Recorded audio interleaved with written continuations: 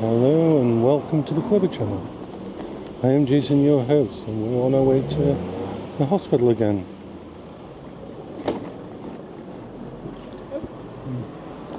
And so I'll just be having a chat as we go.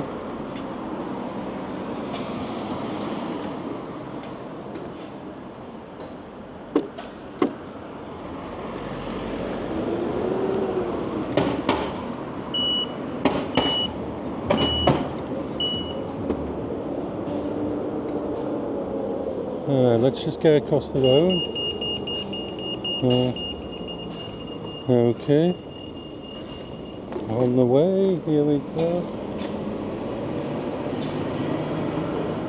I'm going to actually go a different way, slightly.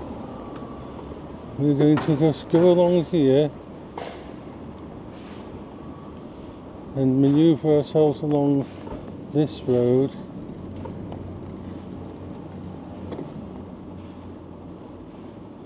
Just because there's quite a difficulty in certain places to cross over. I'm going to take a slightly different way, travel down the road a little bit. We're going to just keep out of the way of any cars that come, because we can. I'm just going to call in here.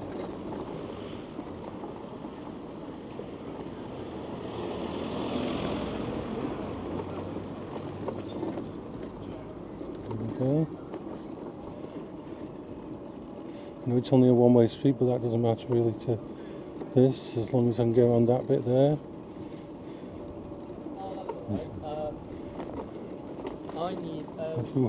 If you're wondering the reason I had to do that, was because there's lots of stuff in the way.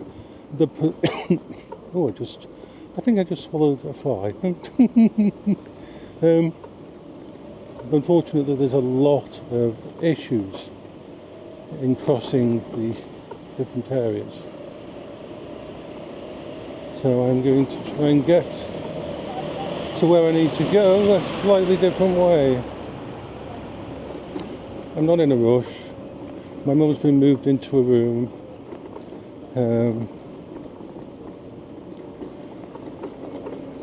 They're just making her comfortable and everything.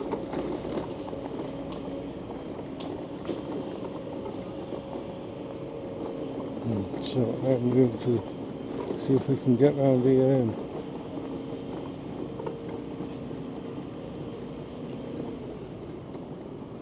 There's a lot of issues and problems here, so. Hello. Hello. What we're going to do is this. We're going to try to cross over and get. They're doing a lot of work on the roads around here at the moment, a lot of work. So it's like trying to get down here without using the big curbs, because the big curbs are a pain in the ass. And we'll just see if we can get past it and then cross over here.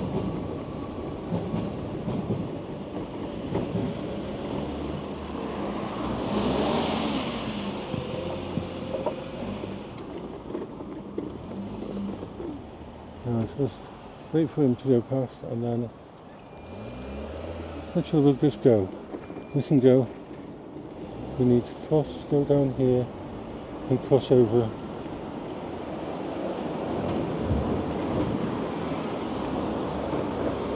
Oh, okay, oh no, yeah, there. We're out, we're away from all the stuff.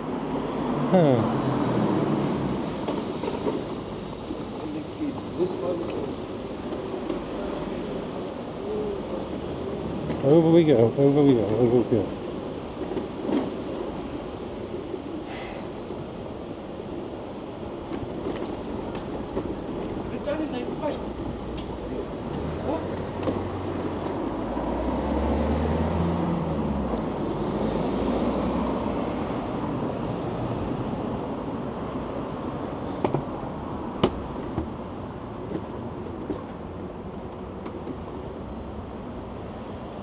I mean, I think We can just cross here. I think we can get across here. There's nothing going to come across here yet.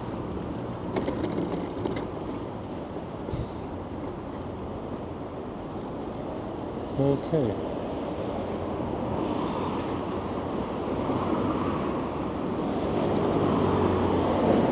I'm still using the lower gear, the lower power setting of this vehicle, but I've given myself a little bit more power in case I have to get out of the way of anything. Ooh, that sounds iffy. Alright, let's go.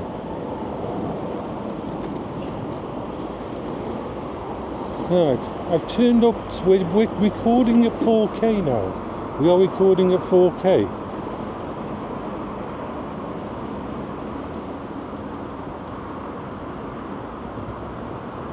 So I'm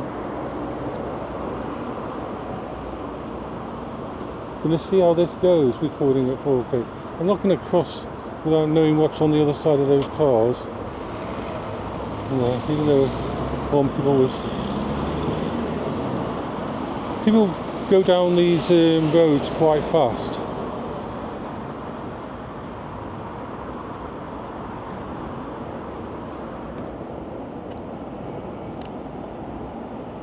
Just have to reposition it and then we can cross over. La da da da da, da da da da. I'm going to beep beep beep beep beep beep.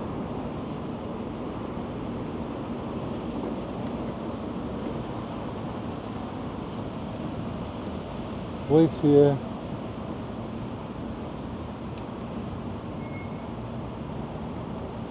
And prepare to cross the road.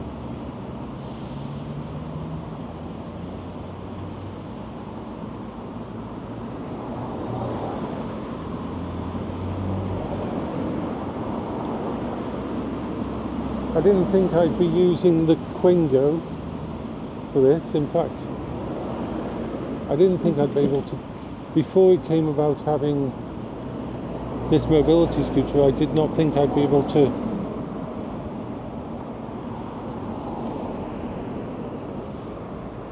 visit my mum in the hospital and that.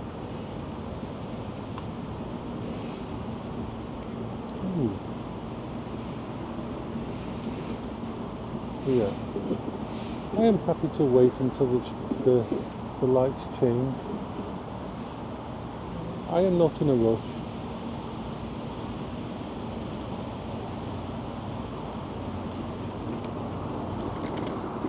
Even when the lights change, I always keep an eye out because there is people out there who will actually bypass the lights and go on and do things that they shouldn't. So you've got to be aware that even though the lights say I can cross, I'm still going to come worse off if some idiot driver isn't looking what they're doing.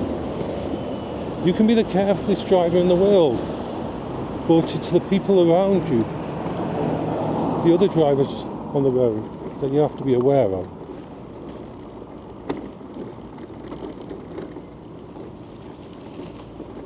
And we're going to go up here.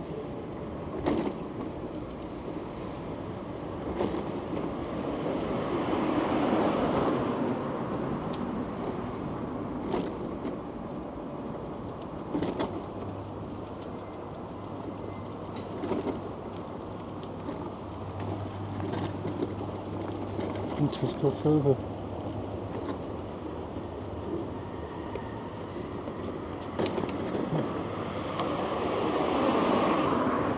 So I'm on the right side of the road. And yeah.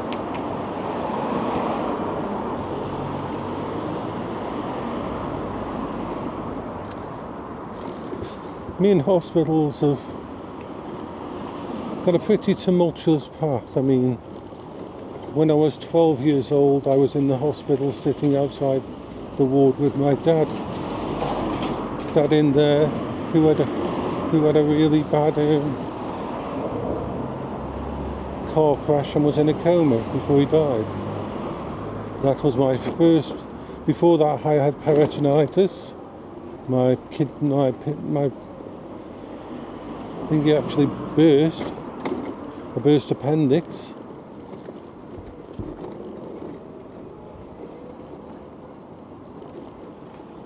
And so I've been in the hospital a lot during my life. When I used to have asthma, I used to have, when I was younger, asthma attacks. I remember annoying an entire, we did something in the UK where we would go places during the summer months. All the special kids was taken out to local towns and that.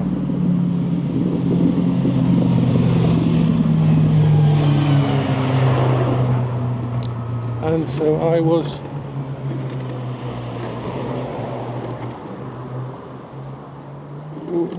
on the go. And so I spent a lot of time in hospital. I remember annoying all the other kids because they had to stop at the hospital because my asthma kicked in for some reason. Don't know why. It must have been something on the actual bus that they hired, an old bus to take us to Blackpool, and it all was full of smoke and all that crap. Funnily enough, that fucked up my asthma back then as a child.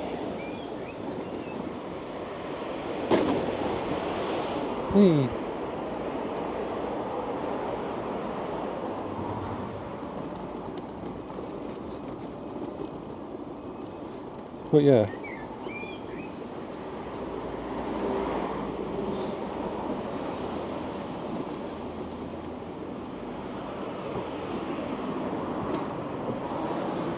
So, me in hospitals and 20 years of being with Paola and spending nearly every single freaking week at an appointment, at a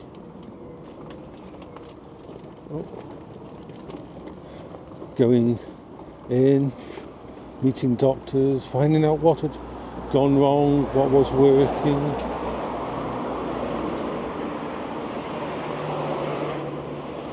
One of the hardest things about all of this is because of how smart I am. And that isn't ego, that's just a simple fact. I know the end stages of dementia. I've known them since pretty much we found out the diagnosis, and I learned everything.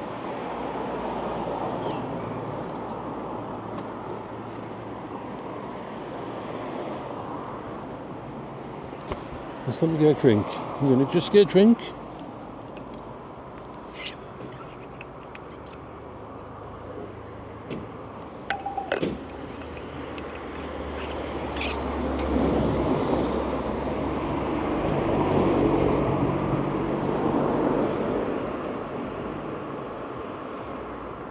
So I want to wait until that van moves, the Royal Mail van, so I can just cross over onto the other side and get over onto the way onto the pavement. But when he moves,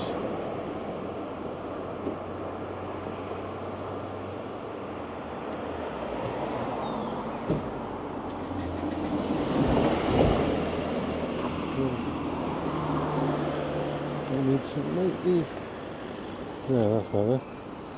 I can see if anything.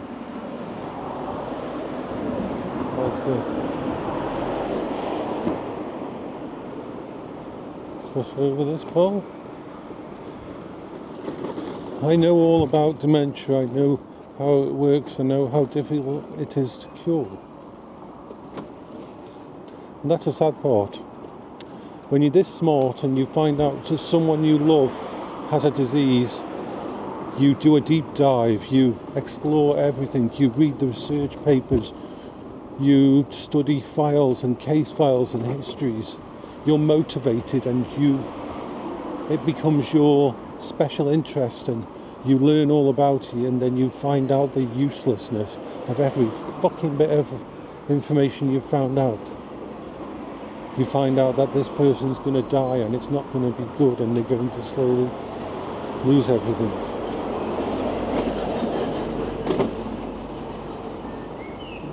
And you can't turn it off.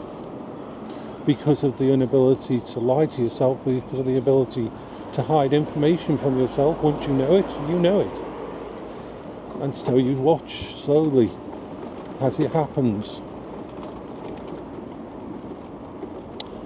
And that ruins you. That hurts. It hurts you. And you have to, even knowing that, you put on the brave face and you help and you do what you can, because you know there is absolutely nothing else and no one else who can fix it. You are the one. There is no one else to help. There is no one else to do it.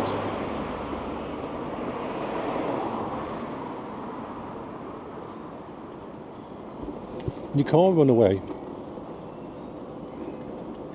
You can't hide.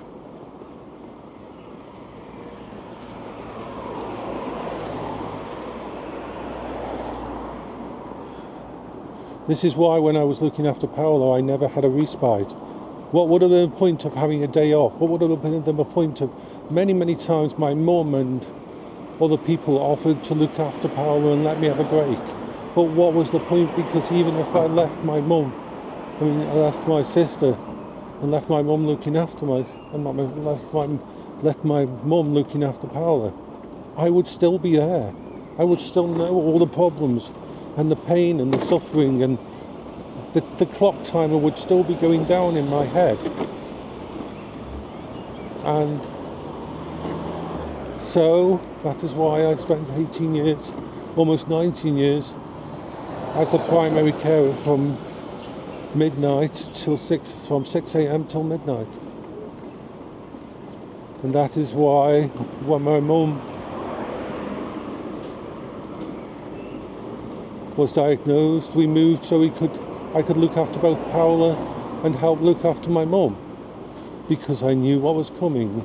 I knew how things would go. I knew how she would lose abilities and she would become incontinent and that she would become a danger to herself. I knew it all before it happened. And I had to watch it happen. It's okay. So that is just the burden that someone like me faces. And also knowing that no matter how smart I am,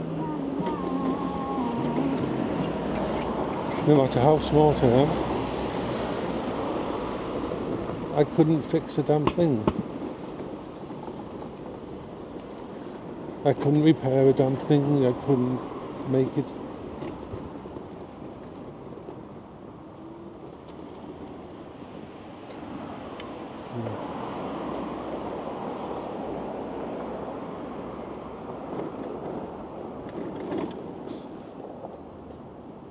My mum loved the sun. She loved the garden, she loved being out. My mum was wonderful. She was very intelligent, very smart, very empathetic and caring.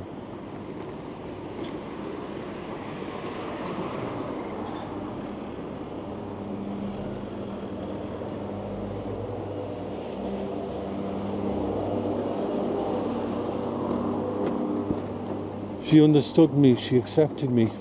She introduced me to the theatre, even with my issues and challenges.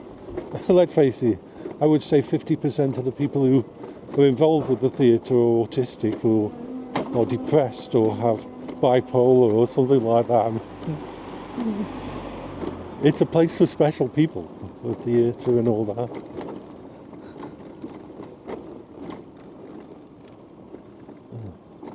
Now,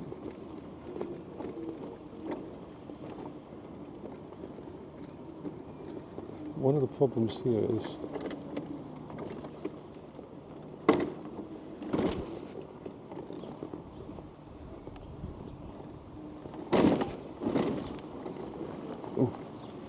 gotta love these curbs. Gotta love them. The pain, the suffering, the pain.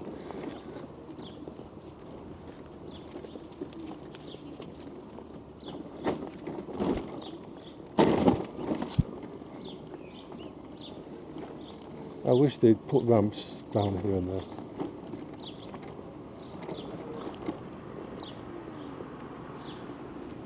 Let's see, which way do we want to go? Do we want to go down this way? I think this is the way we go, actually.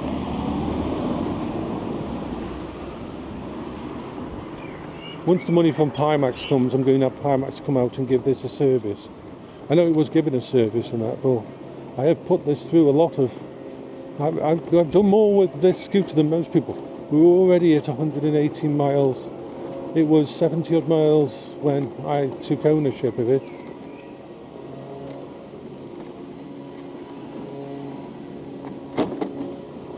So let's just...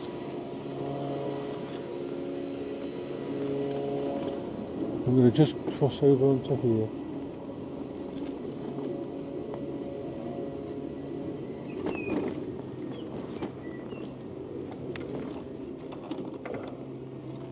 I'm going to just cross through down here. There we are. We're on this side. Make sure I've got everything. Bit of a problem if I haven't. Yeah, this will be my first 4K video.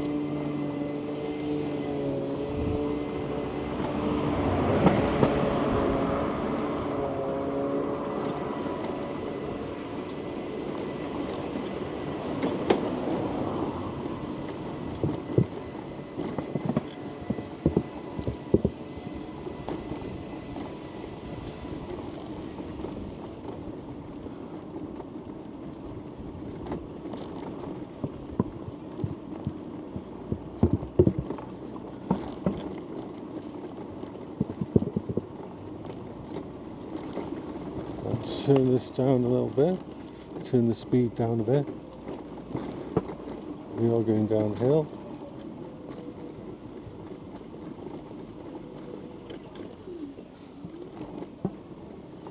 We are heading our way. No, I didn't think this would be the big tests I was doing for the wheelchair.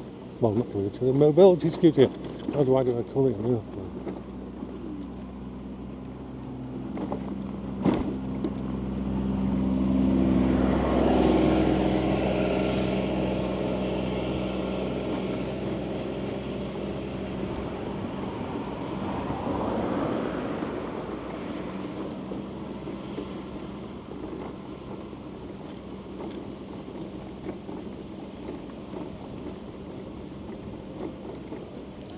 Check something.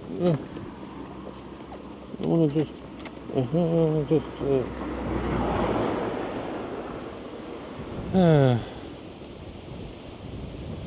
what a wonderful day-ish, maybe.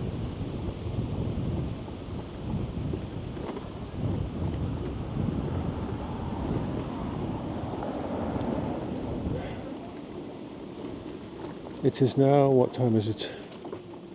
11:44 a.m.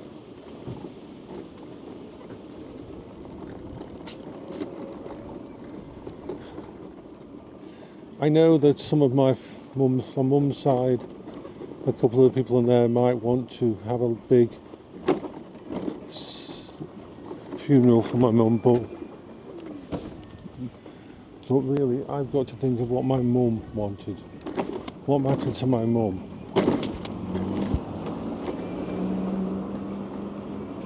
Because that's what matters, what my mum wanted.